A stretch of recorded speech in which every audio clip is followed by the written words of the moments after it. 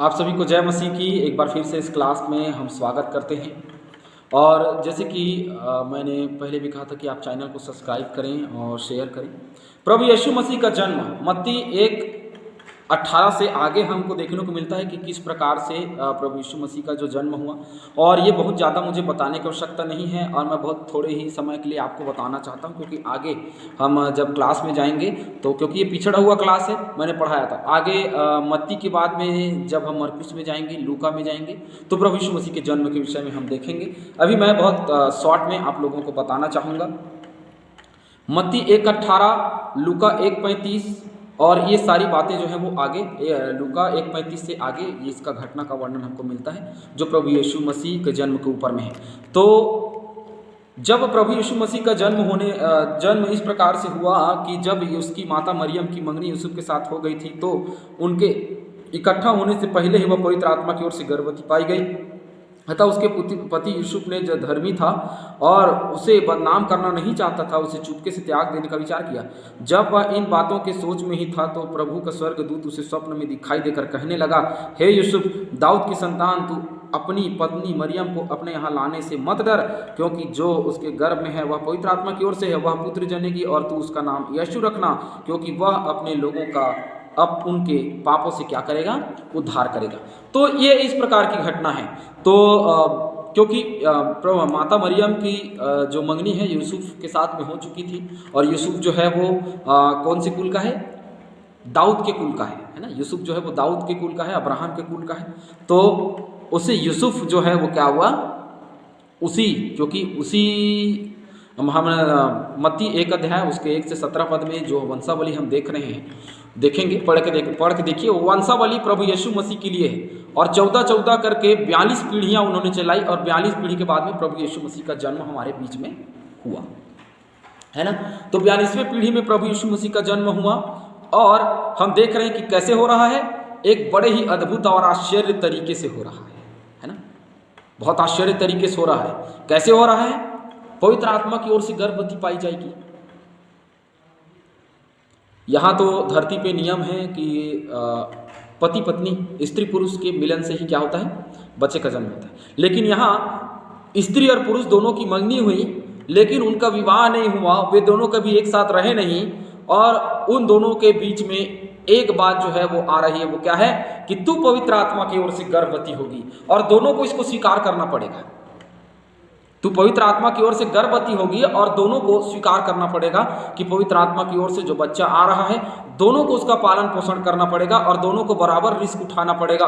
क्योंकि अगर कोई भी विवाह से पहले, कोई भी स्त्री विवाह से पहले अगर गर्भवती पाई जाती थी, उसको शहर बना के बाहर ले जाकर के पथरवाह करके मार डाला जाता था, क्योंकि उसको ये सोचा जाता था कि ये विचार का पुत्र है और इसीलिए उसको पथरवाह करके मार डाला जाता था। ये रिस्क माता मरियम ने उठाया और कहा कि जैसा तू चाहता है वैसा मेरे जीवन में हो।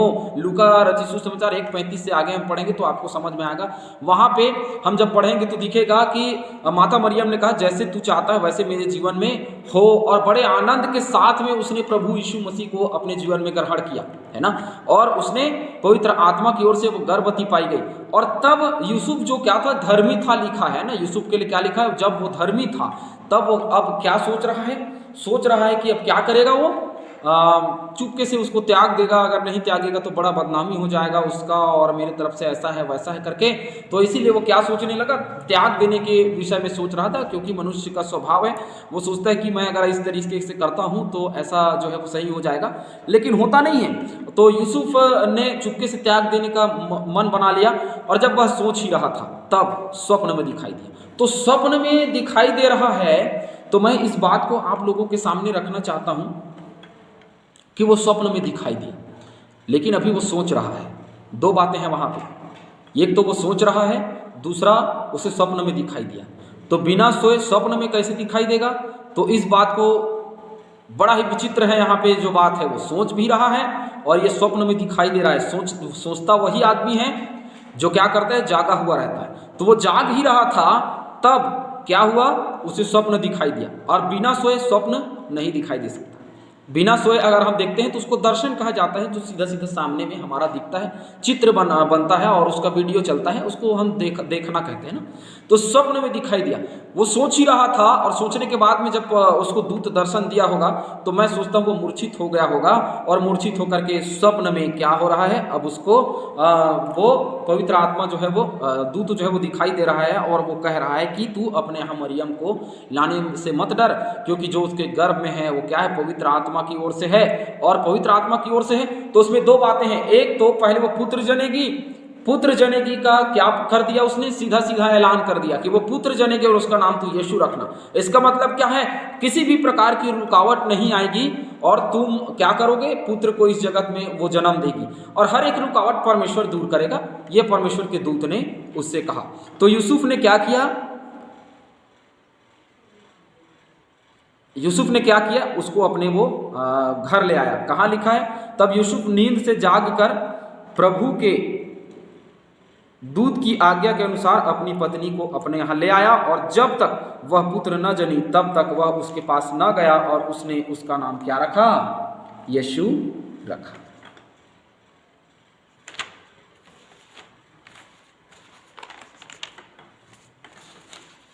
देखिए मेरे कहने का मतलब ये है कि हम जो प्रभु यीशु मसीह के सुसमाचार को लेकर के चलने वाले लोग हैं, उसके जन्म के अद्भुत रीति से जो जन्म लेकर के इस जगत में आया, उसको देखिए कि वह पवित्र आत्मा की ओर से गर्भवती हुई है, और बहुत सारी अटकलें लगाई जाती हैं कि पवित्र आत्मा जो है वो कभी ये नहीं कर सकता, लेकिन क्या परमेश्वर के लिए कोई काम असंभव है? मैं आपसे सवाल करता हूँ, क्या परमेश्वर के लिए कोई काम असंभव है? कोई काम असंभव नहीं। वो पवित्र आत्मा की ओर से गर्भवती हुई, परमेश्वर की आत्मा ही पवित्र आत्मा है ना। तो किसकी ओर से गर्भवती पाई गई? परमेश्वर ने अपनी इच्छा के अनुसार उसे दिया, और जिसने पिता को देख लिया उसने मुझे देख लिया, जिसने मुझे देख लिया उसने पिता को देख लिया, अर्थात परमेश्वर प्रभु यीशु मसीह की आत्मा, और आत्मा बन के वो कहाँ जा रहा है? माता मरियम के गर्भ में जा रहा है, और वो सशरीर होकर के उसके गर्भ से बाहर आ रहा है। ये आश्चर्यजनक उसके ज़िंदगी में काम हो रहा है ना, और आश्चर्य रूप से वो क्या लेकर के आ रहा है? जन्म लेकर के इस जगत में आ रहा है। जो सारा वाक्य है लूका 1:34 से 35 के बीच में भी मिलता है, लेकिन यशायाह 7 उसका 14 पद में क्या लिखा है, पढ़ेंगे थोड़ा से हम लोग। अब थोड़ा वचन में आ जाएंगे कि वचन क्या कहती है। ये तो बातें हो गई। पुराने नियम में 53 अध्याय में साफ तौर पे उसके मृत्यु की भविष्यवाणी है, और आप देखते हैं यशायाह 7:14 में क्या लिखा हुआ है। इस कारण प्रभु आप ही तुमको एक चिन्ह देगा, सुनो एक कुमारी गर्भवती होगी और पुत्र जनेगी, और उसका नाम इम्मानुएल रखेगी। मैं आपको बता देना चाहता हूँ कि ये जो कुंवारी से जन्म लेने की बात है, बहुत स्थानों में लिखी गई है, बहुत ग्रंथों में भी लिखी गई है कि एक कुंवारी गर्भवती होगी और वो पुत्र जनेगी, और वही जगत का उद्धार करता होगा। और बाइबल में ये बात लिखी हुई है कि वही उद्धार करता होगा जिसका नाम इम्मानुएल रखा जाएगा। और ये बात वही हम देख रहे हैं कि मत्ती रचित सुसमाचार और उसके 1 के 22 से 23 के बीच में जो हमको मिल रहा है, 22, 23, 24 के बीच में हम जब देख रहे हैं तो वही बात है कि एक कुंवारी गर्भवती होगी, वो कुंवारी है, वो गर्भवती हुई और वो पुत्र को जन्म दे करके इस जगत में ला रही है। और कितना रिस्क है? बहुत रिस्क है। और निर्गमन 13:12 में भी हम देखते हैं, निर्गमन 13:12 आप नोट पढ़ लेंगे। निर्गमन 13:12 में भी यीशु मसीह के जन्म के ऊपर में भविष्यवाणी है। यशायाह 8 से 10 में भी हम देखते हैं 8 में लिखा, और वह यहूदा पर भी चढ़ आएगा और बढ़ते बढ़ते उस पर चढ़ेगा और गले तक पहुंचेगी। इम्मानुएल तेरा समस्त देश उसके पंखों के फैलने से ढप जाएगा। किसके? इम्मानुएल के। क्या लिखा? इम्मानुएल रखा जाएगा ना, जिसका नाम का अर्थ होता है परमेश्वर तुम्हारे साथ है। तो परमेश्वर ने ये बता दिया कि वो हमारे साथ है, हमारे पास है। जब प्रभु यीशु मसीह जगत में जन्म लेकर के आए तो उससे वाचा बांधी थी, उससे वाचा बंध गई कि परमेश्वर हमारे साथ है और हमें किसी बात की हानि और किसी बात की घटी कमी नहीं होगी। और यूसुफ और माता मरियम के जीवन से हम देख रहे हैं कि उसने पहले ही घोषित कर दिया कि वो पुत्र जनेगी। तो एक जो शुरुआत दिन से लेकर के 90 महीने तक क्या था, उसको रखना था, है ना, गर्भ में। और गर्भ में रखने के बाद भी उसको आगे भी सुरक्षित रखना था। तो कैसे किया यूसुफ और मरियम ने? यूसुफ ने उसे अपने घर ले आया और घर ला करके उसको रखा और कहा, और उसके लिए 25वें पद में लिखा है कि जब तक वह पुत्र नहीं जनी तब तक यूसुफ जो है वो उसके पास में नहीं गया, क्योंकि वो पवित्र आत्मा की ओर से गर्भवती थी, तो उसकी पवित्रता को बनाए रखना था। इसीलिए वो कभी भी माता मरियम के पास में नहीं गया, और वे दोनों के बीच में पुत्र हुआ और उसका नाम प्रभु यीशु मसीह इम्मानुएल रखा गया। और इस प्रकार से प्रभु यीशु मसीह का जन्म हुआ। बड़ा ही रिस्क था, बड़ा ही खतरनाक समस्या माता मरियम और यूसुफ के साथ में रहा, लेकिन उन सभी की रक्षा रखवाली प्रभु यीशु मसीह जो है वो परमेश्वर जो है उनके साथ में करता रहा। और निरंतर हम देखते हैं कि वे क्या करते रहे, निरंतर उसके संग और साथ रहते। 1 महीने से लेकर के 9वें महीने तक उसको संभालता रहा परमेश्वर जो है वो, और उसके बाद में निरंतर वो संभालता चला गया और प्रभु उनको बहुतायत से आशीष देता चला गया। और एक दिन ऐसा समय आया कि हमारे प्रभु यीशु मसीह का इस जगत में जन्म हो गया, जिसको हम सुसमाचार कहते हैं, और उसी का गढ़रिये के रूप में हम क्या करते हैं, प्रचार भी करते हैं। तो इसीलिए जो कुछ भी प्रभु की इच्छा है हमारे जीवन में, वो उसे प्रकट करता है और हम प्रचार करते हैं, तो वो हमारी सुरक्षा रक्षा रखवाली भी करता है और हम उसके संग और साथ बने रहते हैं। आप सभी का बहुत बहुत धन्यवाद करते हैं एक बार फिर से चैनल में जुड़ने के लिए। आने वाले दिनों में और भी जुड़े रहिए, और भी हम बातों को देखेंगे। यीशु का जन्म जो है वो उसके विषय में और आगे हम देखेंगे, जब हम लूका रचित सुसमाचार में पहुँचेंगे उस समय हम इन बातों को देखेंगे। और लगातार हम इन एक बात सुसमाचार को हम देखते चले जाएंगे। लूका 1:34 से 35 के बीच में जो बातें लिखी हुई हैं वही बात है। यशायाह 7:14, निर्गमन 3:12, उत्पत्ति 24:43, यशायाह 8 उसका 8 और 10 पद में भी वही इम्मानुएल की बातें जो हैं वो लिखी हुई हैं, और ये सारी बातें जो हैं वो होती चली जा रही हैं, है ना। तो हमें सुसमाचार को क्या करना है, प्रचार करना है। इसीलिए ये अध्ययन क्लास लगाया जा रहा है। और माता मरियम और यूसुफ के जीवन से हम यही कह सकते हैं कि उन्होंने अपने जीवन को समर्पित कर दिया प्रभु के लिए और प्रभु यीशु मसीह के जन्म के लिए।